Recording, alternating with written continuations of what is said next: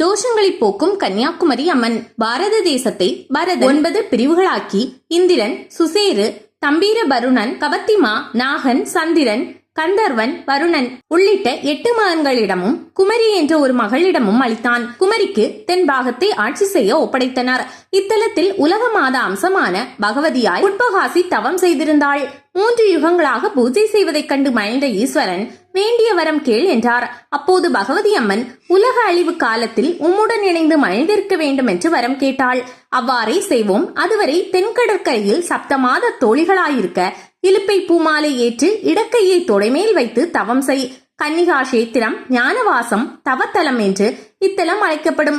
நாம் பிரம்மச்சாரியாய் வந்திருப்போம் என்றார். சிவபெருமானை திருமணம் புரிய விரும்பி கன்னியாகுமரியில் பகவதி அம்மன் தவம் இருந்தாள்.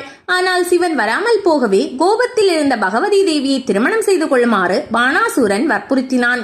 இதனால் மேலும் கோபமாகி அசுரனை அளித்தாள் அன்னை பகவதி. தேவர்களின் வேண்டுதலால் சினம் தணிந்து தன் கோப சக்தியை எல்லாம் ஒரு ஒற்றைக்கல் மூக்குத்தியில் இறக்கி அன்னை பகவதி சாந்தமானாள்.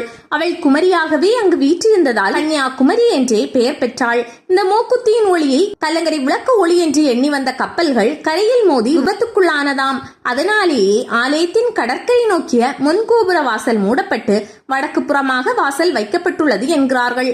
ஒளிமிக்க அன்னையின் மூக்குத்தி யோக சக்தியின் வழிபாடு என்பதால் பக்தர்களின் வழிபாட்டுக்குரியதாக உள்ளது. இந்தியாவின் தென்கோடி முனியான கன்னியாகுமரியில் பகவதி தாய் நின்று நம்மை பாதுகாத்துக் கொண்டிருக்கின்றாள். நீல திரைக்கடல் ஓரத்திலே நின்று தவம் செய்யும் குமரி அன்னை என்று பாரதி போற்றியவாறு குமரி தெய்வத்தின் கோயில் கடலோரமாக அமைந்து காட்சி தருகின்றது. பெரிய நிலப்பரப்பில் 4 புறமும் மதில் சுவர்கள் சூழ அந்த கோயில் அமைந்துள்ளது. பகவதி அம்மனின் கருவறை உள்மண்டபத்திலேயே அமைந்து இருக்கின்றது. இளங்காலை கதிரவனுக்கு ஆசை கூறி அருள் புரிவது போன்று குமரி தெய்வம் கிழக்கு திசை நோக்கிய வண்ணம் நின்ற கோலத்தில் காட்சி தருகின்றாள். அவளது மணிமுடியிலே பிறைமதி காட்சி தருகின்றது. அவள் அணிந்திருக்கும் வைரமூக்குத்தி கண்களை பறிக்கும் பிரகாசமுடையதாக திகழ்கிறது. பகவதி தாய் தனது ஒரு கரத்திலே இலுப்பைப்பூ மாலையை தரித்து மற்றொரு கரத்தோடை மீது அமர்த்தி தவக்கோலத்திலே காட்சியளிக்கின்றாள்.